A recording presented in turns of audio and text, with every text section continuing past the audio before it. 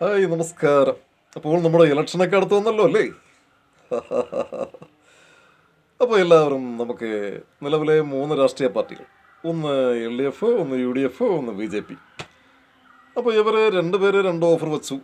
അതിൽ LDF നിറവേറ്റി, ക്ഷേമ പെൻഷൻ 2000 രൂപയ്ക്ക് വർദ്ധിപ്പിച്ചു. അപ്പോൾ UDF ഒരു ഓഫർ വെച്ചു, ക്ഷേമ പെൻഷൻ 3000 രൂപ ഒരു ഓഫർ വെച്ചൊക്കെയാണ്.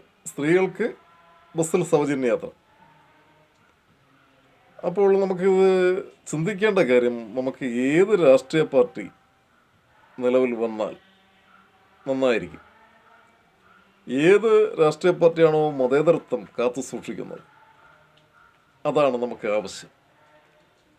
അപ്പോൾ ഹിന്ദു, ക്രിസ്ത്യൻ, മുസ്ലിംസ് ഇവർക്ക് ഒരുപോലെ ജീവിക്കത്തക്ക ഒരു രാഷ്ട്രീയ പാർട്ടി നമുക്ക് നിലവിൽ വരട്ടെ എന്ന് ആശംസിക്കുന്നു.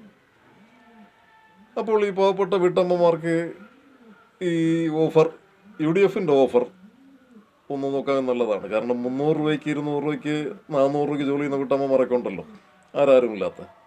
അപ്പോൾ അവർക്ക് നല്ലൊരു ഓഫർ തന്നെയാണ്, അത് സാധിക്കട്ടെ എന്ന് ആശംസിക്കുന്നു.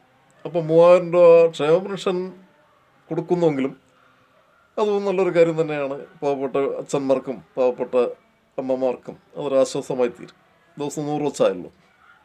അപ്പോൾ ഇത് സാധിക്കട്ടെ എന്നാശംസിക്കുന്നു. അപ്പോൾ നമ്മൾ ചിന്തിച്ച് വേണം ഇപ്രാവശ്യം ഇലക്ഷന് വോട്ട് ചെയ്യാൻ.